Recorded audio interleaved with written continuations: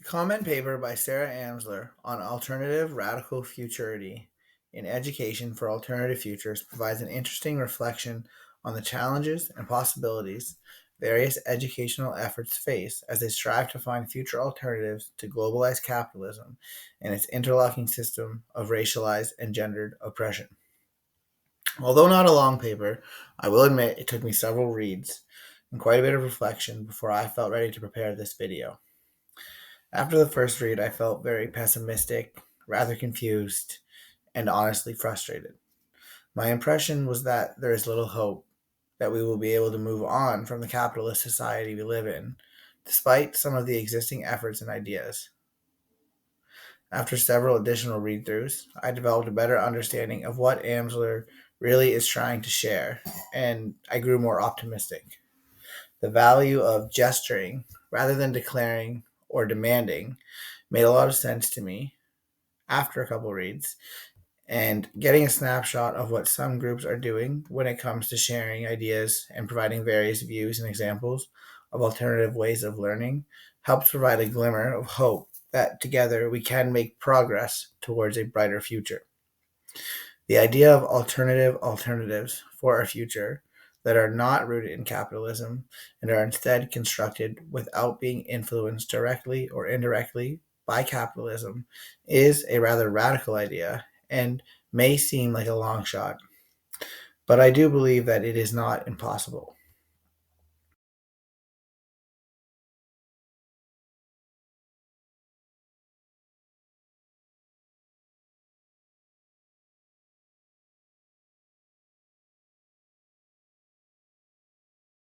First is the belief that human beings are separate from nature and other living things, and that we can instrumentalize both for our own profit and survival.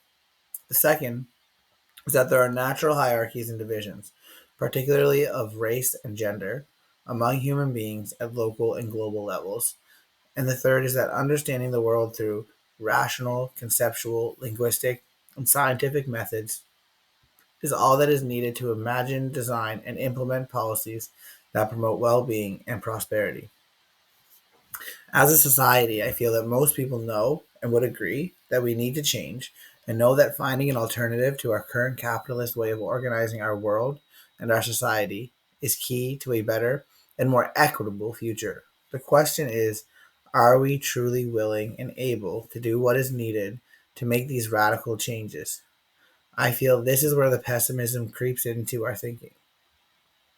Amsler suggests that a blind spot exists in the way we analyze and discuss social and ecological justice, and this upholds the sustainability of globalized capitalism and its interlocking system of racialized and gender oppression as a viable form of life. I agree with this notion. It kind of makes me think that we think if it has worked for this long, then why change it? Or, in other words, if it ain't broke, don't fix it. I am sure that sounds familiar to most of us. The problem is that while the way we have been doing things has worked for some, there are many for which it does not work and has instead caused harm. I think we can all agree this needs to be addressed.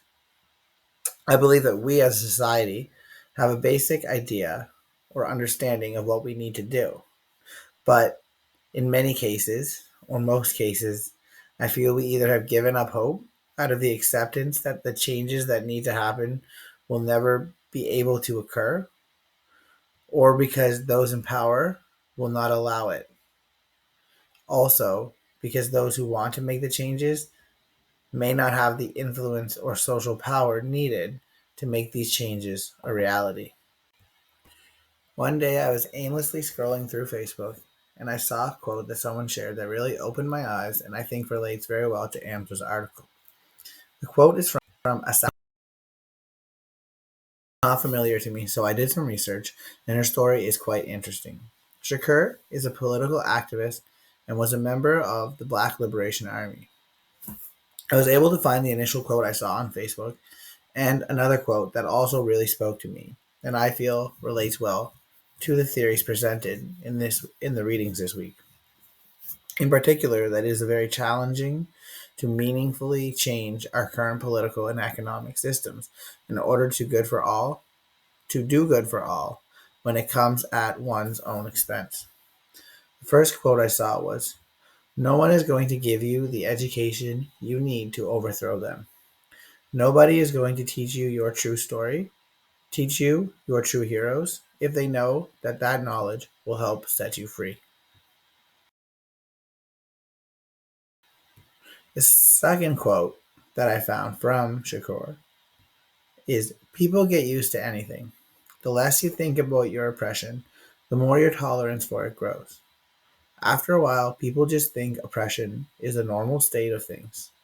But to become free, you have to be acutely aware of being a slave." I believe this quote is true for both those in power and those who are not, or those who are slaves to the current system and way of thinking, as those in power have become so used to having others below them that it just seems normal and acceptable at this point. We assume that this is the only way the world is and the only way it realistically can be. It makes sense and feels good to find ways to modify or adapt to it. However, as Amsler points out, this also prevents us from learning from other logics of social organization, accessing deeper understandings of how progressive educational practices can reproduce the very sources of social and ecological harm they seek to heal, and how it can obscure our own complicities in this process. Intellectually desiring a different future does not necessarily translate into wanting to relinquish the securities of systems that maintain the status quo, particularly when these promise stability, affirmation, and rewards for making change. Yet, desiring quick resolutions and shortcuts to an elsewhere that does not require giving up these promises can suppress difficult but necessary conversations about our own dependency on and complicity with the very systems we seek to transform. I want change, and I understand that this requires great sacrifice. I feel guilty because I know deep down, as much as I want change, I would have a hard time giving up the financial or social security and stability that I have built or acquired in my life. I'm sure I am not alone in this feeling. How do we convince the masses and the majority of the world's population to take this leap? And how do we get those with the greatest power and wealth to help make this happen, or to sit back and allow this to happen as they lose everything they worked to build? Furthermore, we must recognize the way the system was built to facilitate the rise to power of specific people, namely specific races and genders. I've avoided using the words "worked hard to build" in regards to the security and stability, be it financial or social, that I have built or acquired for myself and my family, because as a white male, I realize that my successes in life to this point very likely have just as much to do with being the prototypical person the system was built to help as they do with the amount of work and effort I put into getting where I am today. This is not to say that I did not work hard and overcome obstacles and challenges in my life, and that I am not proud of what I have been able to accomplish. But the more I know, the more I question, and the more I see the need for alternatives, despite the sacrifices I know this would mean for me. It has created this sort of moral, intellectual, and ethical dilemma, which it really is a struggle. The answer, or possible solution, as Amsler suggests, requires an orientation to the future that is premised on humility and generosity rather than heroism and leadership, and suggests that the former are not intellectual choices but practices of engaging with the world that result from effective shifts which enable us to divest from desires for future control, accumulation, authority, and entitlement. This isn't an instant solution. It takes time.